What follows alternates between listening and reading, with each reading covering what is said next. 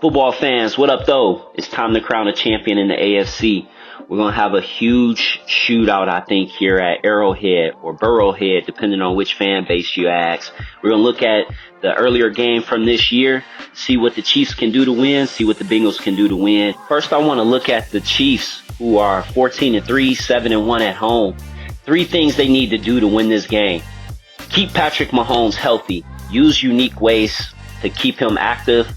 Stay out of generic zones, and they also have to finish. They've lost 3 games where they've been up in each of these games against Burrow.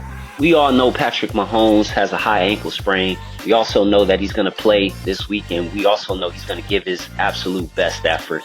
The real thing is, will he be able to create like he did when he was fully healthy? I mean, we all know that his ability to scramble just creates huge plays down the field, as you're seeing with this clip here. All right, him finding his tight end on the 2nd, 3rd, or maybe even the 4th effort. The other thing is, are they going to be able to protect him? You know, he's still dangerous in the pocket. Let's not forget, this is Patrick Mahomes. He has one of the most talented arms in all of football. You know, but I think they have to do a great job of identifying their man protection, their slide protection, and everybody has to be on point here, as you see with McKinnon doing just enough to chip Wilson there on the man protection. As we look at it, though, I think what they can do to help them out is put them in the pistol. You know, some of the things they do in their run game and play action game, I think can still work pretty similarly to how the Ravens operate. And the nice thing about this is their interior front is good enough, athletic enough, that they can hold blocks and get to the 2nd level to allow for that extra depth in the pistol that you would need. You know, the other thing is the play action does still work this, pretty well out of pistol, and it'll save Mahomes a lot of extra moving that he kind of struggled with last week. Now, the screen game is huge for the Chiefs. They use it already, periodically throughout the game. But I think the more you can put it on the skill players to make plays down the field for Mahomes, the better. You know, whether it's Kelsey, whether it's McKinnon or Pacheco, getting those guys in open space, they're tough to deal with, as you see. But ideally, the other thing is, once again, the linemen are really special in that regard where they can move in space. Like, if you didn't know, Creed Humphrey is one of the best centers in the game. Look at him just bully that guy there. That's Wilson again. So get those guys in space and use them. Here in this clip, Kadarius Toney really didn't play in this game. I believe he was injured. He was acquired already, but he would be perfect for situations like that. The other thing they need to do is start working their quick game package. Get the ball out of Mahomes' hands quickly. Work pivots, digs, drags, hitches, things that they already use and show up on film. But I think the quicker you can get the ball out of Mahomes' hands, the better, because the Bengals are going to be somewhat aggressive, and I do think that's some of their keys to win as well. The short passing game here, you see this on 4th down. Once again, Kadarius Toney, Smith-Schuster, they're perfect in these things. Kelsey does a really great job in those situations. And then the other thing is, get these guys thinking things are going to be moving horizontally with your jet sweeps. Use your rookie more. Use Kadarius Toney on these situations here. These wide formations with 2 and 3 tight ends really put conflict and stress on the defense, as you can see how much of a distance there is between the next defender when they start lining up in those packages. The Chiefs defense can be really aggressive. They can be really good at times. When you look at the film, they play a lot of 2 high safeties, cover 2s, cover 4s. But the one thing I noticed in the last game, they have to match the routes a little bit better at times because Burrow's so accurate. So the middle linebackers have to be really aware of where their number 3s are, where their number 2s are, and going to pull up those routes as quickly as possible. You have to make Burrow play short to deep. When you're giving them these 10, 15-yard routes down the field, it's just going to be too easy for the Bengals to do things. This clip I really want to analyze is the inverted cover 2, where the corners are going to be your deep pass safeties. You're going to have a safety show low and then play the middle hole down the field. But the biggest thing is you have to have everyone do their job. We got to match up on Chase. I think you have to consistently double him. In this clip, we're looking at a Palms cover 4. So we're going to read number 2.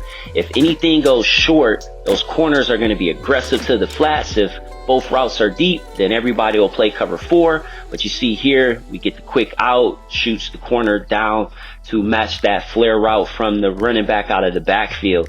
And they're going to have to run these type of fire zones or true zone coverages where they're matching the routes, making Burrow get the ball off quickly and not having time to get the ball down the field to his big receivers.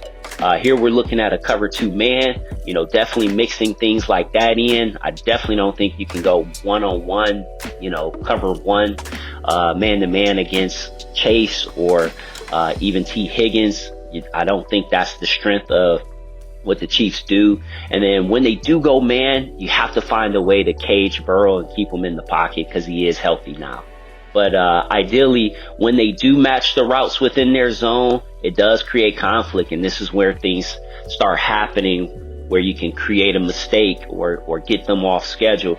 But as long as they do a good job of keeping Burrow in the pocket, I think the Chiefs in their 2 high zone coverage looks is where they're going to be most effective. So the third and final thing that the Chiefs have to do is they obviously have to finish these games and not allow for the Bengals to come back. When you look at the scores, it's all been won by a field goal. 34-31 this year, 27-24 in the OT game of the last championship, 27-24. The Chiefs have been up in all of these games. 21-7, 21-3, 24-27. But they have things like this where your superstar players, turn over the ball, they miss field goals. You can't have those scenarios play out for you this year. You have to you can't give this young squad any momentum or confidence, any more confidence than they're going to come in to this game with, but you have one of the best kickers in the league, and, he misses a field goal in this year's game, all in the clutch situations, and when you really get down to it, sports is about a lot of technique, a lot of coaching, a lot of effort, but, as a team sport, it really does come down to momentum and your mentality at times, so like I said, I think you got to jump on these guys early, control the ball, make sure you're not making mistakes, keep your quarterback healthy and clean so you can win this ball game. Otherwise, you're going to have the Bengals, doing what I always say is the best formation in football, shell turtle and victory, nailing that ball. So now let's jump over to the Bengals. 3 things that they can do to win this football game. Obviously, establishing the run, I think, is going to be big for them. As they played the games, they've gotten better and better at that. They also need to keep Mahomes in the pocket, and they need to get Jamar Chase involved right now. He's a huge playmaker, has history against the Chiefs. I think the earlier you get him involved along with the running game, the more you're going to keep the Chiefs on their toes. So let's jump into it. Now, looking at the Bengals run game, over the 3 games that they played with Cincinnati, they got 60 yards the first game, 116 the second, 152. So it's increasingly gotten better. But the one thing they got to do is, please, for the life of God, stay away from Chris Jones. Like, when you turn on the film, Jones is just a wrecking ball in the middle here. They're trying to do these pin and pulls where Jones is just much quicker than the centers, the guards. His lateral quickness is unbelievable, considering that these guys know the snap count and the play that's happening. So I think, the Bengals are going to have to be really mindful of how they run some of their schemes, because it's not that this stuff doesn't work. It's just they're running it to the wrong person. So as you see in this clip, they start to get kind of clever with these wham blocks, getting their tight ends and receivers involved and chipping Jones. This is kind of like an outside trap play where the trap is coming from the outside in and not the inside out, as you typically would see on interior traps. They do a really good job with this crisscrossing block there, getting the guard or center up to the linebacker. All right, and the backs that they have are really good at making little quick short movements. They're not home run hitters, P. Ryan and Mixon, but they are going to grind out 4 and 5 yards for you. So as you can see, when you start running these pin pulls away from Chris Jones, you're going to have a lot more success, even though his pursuit is still amazing, getting even into the screen there. But with having these tall receivers, T. Higgins at 6'4", 220, Boyd at 6'2", 220, about 205, get them involved. Get your tight ends involved. They're really good athletes, and it's difficult when you got somebody pinning you like that and trying to, keep contained. So I think it's really about who they're running that scheme to, will be good for them. Their inside zone is really aggressive. A lot of times when teams run inside zone, it's really passive. They're just zone blocking, step into a gap, trying to get in people's way. But you're going to get a lot of aggressive double teams from this Bengals unit.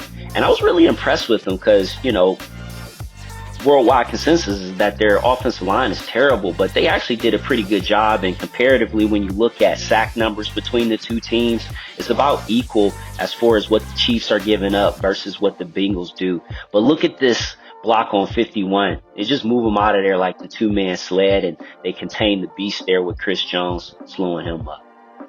So, the other thing that, you notice, and I kind of mentioned a moment ago, is just the subtleness in their running backs, to be able to see these little creases that are created with, the DN having the C gap here, having to aggressively take that, and then 38 jumping out of his gap.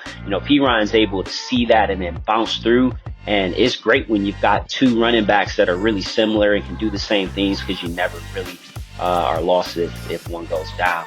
But ideally, you want to get this running game going so that way it opens things up for Burrow, so that way he can get the ball down the field, countering what I mentioned earlier with the Chiefs, wanting to make him play short too deep. So the run game's going to help combat that. Second order of business, keep Mahomes in the pocket. I know you guys may be saying, well, part of this is going to be done already because the Jacksonville Jaguars injured Mahomes last week. But what I really want to focus on is just the Bengals being able to cage the quarterback, mix in pressures, and get Mahomes to overtrust his arm from the pocket. So in caging the quarterback, whether you're bringing 4, you're bringing 5, you always want 2 guys being able to corral them, getting to the heels of the quarterback, and then 2 interior pocket pushers that are going to get to the toes and step on Mahomes' toes, so that way he can't step into these throws. But as you see there, he will overtrust his arm. He's a very strong arm, but that's an ill-advised throw. And because the pocket push here, he doesn't really have the ability to step in and really get the ball down the field the way he wants to. So, in a way, pressure is going to burst pipes with Mahomes at times. You don't want to overdo this because, I don't think that the Bengals have the best secondary to match up man-to-man. But what this does is it throws off Mahomes' timing. You get him off of, him being able to set up and step into these throws. So it messes up his mechanics, which, once again, gives you the advantage there. The other thing is, hey, when you are playing your zones, force these checkdowns. You're going to have a lot better opportunity to come up and make tackles that way versus some of the talented guys that they have for after the catch with the Chiefs. So, keep Mahomes in the pocket. Hopefully with the injury, that'll be a little bit easier for the Bengals, but that's going to be huge. Can't let them overcreate. Getting a player like Jamar Chase the ball early and often is never a bad thing. He can never have too many targets, and that's a statement you can take to the bank. Now, the ways that the Bengals are going to have to do this, though, is they're going to have to keep them in motion, work these double moves when they get opportunities to isolate them. Because as we all know, Jamar Chase is a dynamic athlete that is unbelievable route runner and basically yards after a catch, being able to create. So, when it comes down to it, I don't think there's not a person on the Chiefs defense that can cover him one-on-one. So I do think, though, that the Bengals are going to have to put him in the backfield, keep him in motions, get him on jet sweeps, have these little screen plays for him. So that way, at the end of the day, you're looking at Chase having 12 to 14 receptions, 15 to 17 targets. He's your best player on the field outside of Burrow. So you got to get him the ball in his hands. You know, with the double coverages that are going to come, you know, putting them in the slot will give them a little bit more room to work and to get lost there, you know. And then when the Chiefs do get aggressive and want to blitz and you get them in these isolated situations, you got to get him the ball because you know he's going to win. So Jamar is the X factor, and you got to give him a chance to make the big plays for you. All right, guys, in concluding this video, you know, I'm super excited for these matchups. I think both the NFC and AFC Championship games are going to be phenomenal matchups. But this AFC Championship game just has a little bit more story, a little bit more history to it. So I wanted to take the extra time and break it down and just show you the ins and outs of the scheme. But ideally, you know, the big theme here for the Chiefs is your window closing on your run? You know, are you guys going to be able to come out here and finish this game? Because you've had them each and every time so far. And then with the Bengals, you're playing with house money. You've got all the momentum. You got Joe Cool. You've got the big playmaker. You know, you gotta go out here and take control of the game early. You know, my final thoughts on this, I think with Mahomes back against the wall, he's going to show up big and show his guts and get the job done. You guys, let me know what you think. Is it Chiefs? Is it Bengals? Also, guys, subscribe to the channel and like this video. Thanks for watching.